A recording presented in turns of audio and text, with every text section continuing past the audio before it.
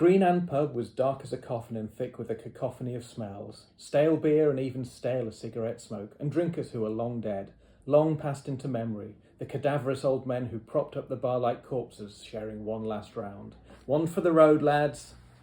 And it was sticky. Carpet, walls, tabletops, air. The whole melee was foul, but Antonia found it oddly nostalgic.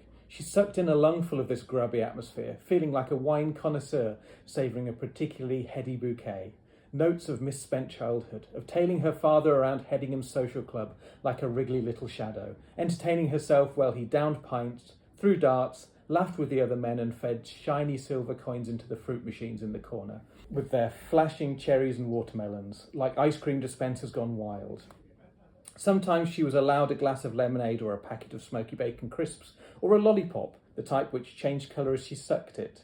If her father was in a particularly good mood, he'd toss her a couple of those endless big 10-pence pieces, and she'd take a few turns on the Space Invader. 5,740. She still remembered her high score.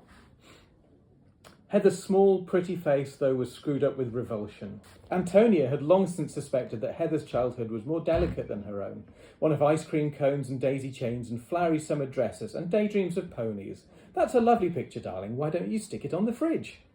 Antonia had spent hers memorising the names of beers, fetching packs of cigarettes from the bar, writing dart scores on a chalkboard and setting up balls in the plastic triangle on the pool table while the men chalked their cues. And she'd loved every moment of it. At least, that's how she remembered it. She had very few mates her own age, and certainly didn't count her father or the club patrons as friends either. She was far too shy to engage with them, and they in turn mostly ignored her.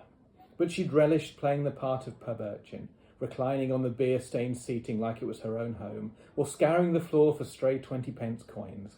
And she enjoyed eavesdropping on the grown-up conversations, hearing the men say rude things about their wives, or enumerating the horrors they'd seen on the previous evening's news, or just telling jokes to make the others laugh.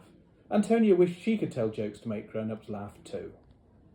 The Green Ann was a pub much like that one, far removed from the sanitised chain pubs of the new cities, or the upmarket country pubs for middle-class folk which had insinuated their way like grey squirrels into the villages these last couple of decades.